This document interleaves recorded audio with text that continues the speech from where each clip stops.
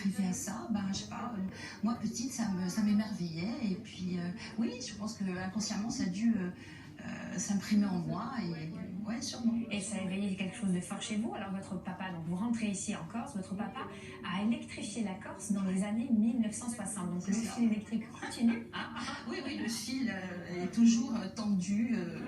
Oui, oui, c'est ça. Et donc, quand on était enfant, il y avait ce grand hangar un petit peu ouvert aux quatre vents avec beaucoup de choses. Parce que quand on dit campagne d'électrification, on dit câble, on dit bobine.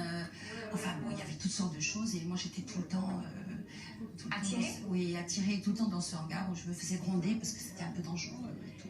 Et déjà, vous assembler des choses ensemble? Je m'amusais à faire des choses comme ça. À vous créer déjà. Ouais. Donc en fait, vous avez un parcours un peu atypique, hein, parce que comme vous dites, vous vous êtes formé, vous avez éveillé votre art par vous-même, hein, vous avez eu la curiosité d'aller voyager, de voir des musées, comment ça s'est passé? Comment s'est passé votre éveil à vous artistique? Alors, mon éveil artistique, ben, disons que je me destinais à des études d'art, hein, et puis bon, malencontreusement, la famille a fait que ça n'a pas été possible. Mais bon, j'avais toujours cette envie et cette curiosité, donc moi j'ai beaucoup lu, j'ai beaucoup voyagé, vu des expos, etc. Et puis j'ai pris quelques cours de dessin. Vous êtes venu au dessin de cette manière-là? Le dessin académique, voilà, par des cours. Oui, dans une association, à vrai dire, hein, où j'ai eu l'immense chance de pouvoir avoir des modèles nus. Hein, le groupe avait accès à ça. Donc ça change quoi? Enfin, vous dites une immense chance. En quel sens, en fait, pour vous, c'est une immense chance de pouvoir...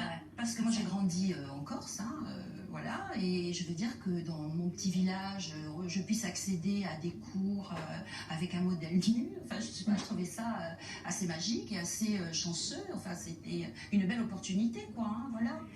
Et... Donc vous travaillez le dessin de cette façon-là, vous prenez des cours, vous nourrissez, vous vous cachez dans votre petit atelier à la maison, personne ne voit un petit peu, enfin votre univers, vous ne l'exposez pas tout de suite. Vous êtes assez pudique sur ça au départ?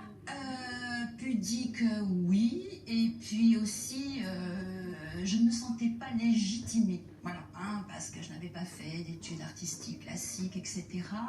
Donc je ne me sentais pas légitimée, quoi. Il fallait que je bosse, que je perfectionne ça avant de pouvoir montrer, quoi. Hein. Et enfin, je trouve que c'est un process normal. Hein. On travaille, et quand on pense que c'est abouti, on pense, on montre. Donc là, on parle du dessin académique, mais maintenant on va découvrir votre deuxième objet, Austranim, que je vais montrer tout de suite, qu'on a mis derrière, parce qu'évidemment, trop grande pour mon tiroir. Mon tiroir orange. Alors voici, je vais la montrer comme ceci, cette planche. C'est une planche en châtaignier. Cette œuvre porte un nom. Ça s'appelle Radiographie. Alors pourquoi radiographie? Expliquez-nous tout ça. Alors ça déjà c'est un morceau de volet en châtaignier que j'ai trouvé en Castaniche, hein, bien sûr, parce que moi j'aime bien toujours donner le nom des lieux où la collecte se fait. Après, comment c'est venu, c'est très difficile d'expliquer le process, hein, mais bon. J'adore Giacometti, d'accord, et puis bon, ce visage-là qui s'est créé, je trouve qu'il a quelque chose. La Giacometti, c'est très émacié, étiré, etc. Puis je sais pas, il m'est venu l'idée d'un corps, alors cette radiographie, je l'ai symbolisée par cet écran et cette espèce de voile devant qui s'apparente à de la gaze, voilà. Et puis il fallait qu'il y ait du métal parce que aussi c'était aussi une lecture de ce qui se passait à l'intérieur de ce corps. Donc d'ailleurs, il y a une empreinte, hein, qui se fait, une véritable identité. Là, vous naissez vraiment en tant qu'artiste. J'ai envie de vous dire, hein, on n'est plus caché dans son petit atelier. On est au grand jour.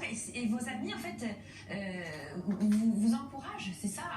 À ce moment-là, qu'est-ce qui se passe, en fait, pour vous?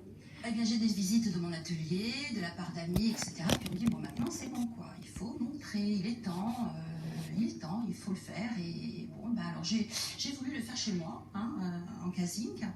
Donc, une de mes premières expos a eu à Pintadegazing, exactement, au village, parce que ce village est merveilleux.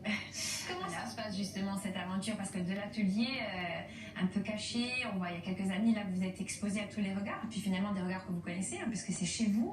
Comment vous le vivez cette première expérience? Avec beaucoup de timidité, de retenue, et puis en même temps, parce que bon, bah, je me retourne et je me dis, ah, mais quand même, voilà, aujourd'hui je suis là. J'ai pas pris la voie royale, mais j'ai pris des détours, mais je suis là. Donc, vous exposez, c'est quoi? C'est plutôt justement des créations comme ça? C'est de la peinture? Qu'est-ce que vous exposez à cette époque-là? Je n'étais pas encore trop dans les assemblages, mais j'étais plus dans la peinture, hein, plus dans l'huile. Ouais.